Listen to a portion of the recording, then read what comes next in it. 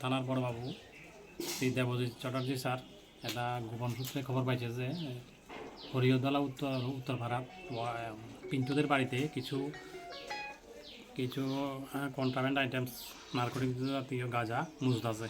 এই খবরের ভিত্তিতে আমি আমার থানার বড়বাবু এবং অন্যান্য অফিসার সহ ইনফরমেশনের ভিত্তিতে আমরা ওইখানে গেছি। সাথে সাথে আমরা এসডিও স্যারকে আমাদের থানার বড়বাবু জানাইছে। সাথে সাথে তিনিও ওইখানে আইছে। আইয়া এখানে আমরা আগেই জায়গাটা কটন করে রাখছি, বাড়িটা কটন করে রাখছিলাম।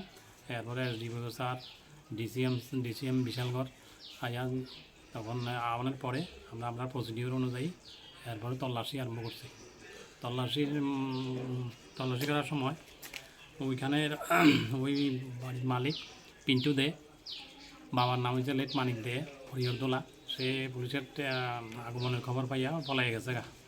এর মধ্যে তারই এক সহযোগী স্বপ্না দাস এই একটা গাজার বস্তা নিয়ে পলানোর সময় তারে আমরা ওমেন পুলিশ তাদের হাতে নাতে ধরছে।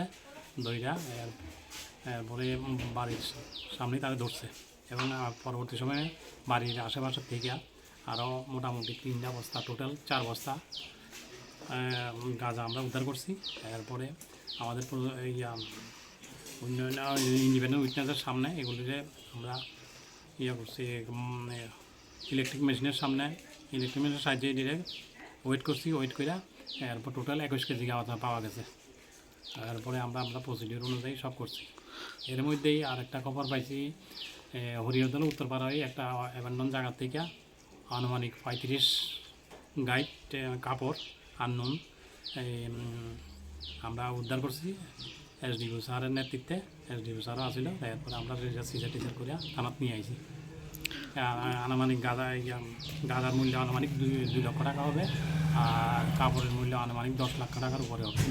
আর এনডিপিএস ধারায় ওই বাড়ির মালিক পিন্টু দে এবং ওই মহিলার বিরুদ্ধে একটা স্পেসিফিক ধারায় আমরা মধুপুর থানায় একটা স্পেসিফিক মামলা লইছে। আর কাপড়গুলারে আমরা 106 আমরা সিজ করে থানাত নিয়ে